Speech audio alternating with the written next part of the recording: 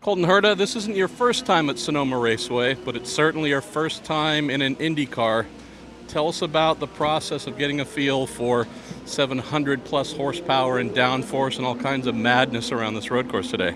It's tough, and this is arguably the toughest place that they go to from a technical standpoint. It's hard to get the car set up here, and it's hard to drive a perfect lap here.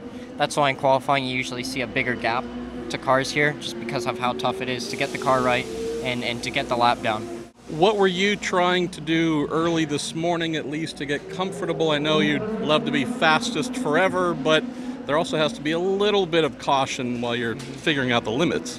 Yeah, I mean, there's not much you can do other than just run laps, and it's been tough to learn because of the tire deg here. You have really bad tire deg, so you just end up going slower and slower. So, yeah, it's been a big learning curve, especially trying to maximize the one lap qualifying pace.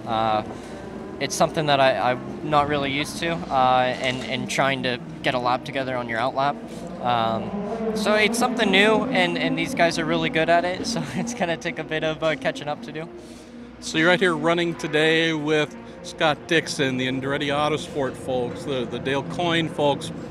Not as if you can spend lap after lap following someone, but is there anything you're able to pick up from the other veterans that are on track, or are you just solely locked in on yourself? It's tough. I haven't passed anyone yet, or had anybody pass me except for on out laps or cool down laps. So it is pretty cool though when you see guys like Bourdais or Dixon passing you. Of course, that opinion is going to change here soon, but at least for now. During practice, it's kind of cool that guys you kind of looked up to, you're not trying to beat.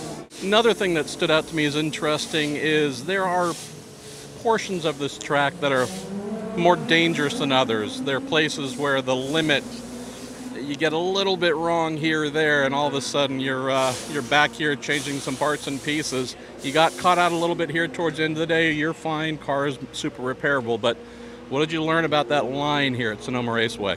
Yeah, I mean, I haven't seen the data yet, so I'm still not 100% sure what I did wrong. Obviously, I think I just maybe carried a little bit too much speed into the turn. Had a big snap and then ended up in the tires. But was it the carousel, was it? No, it was up in turn 2. Okay, turn 2. Basically the first turn, really. I've crashed there as well, so yeah. It's claimed both talented and untalented.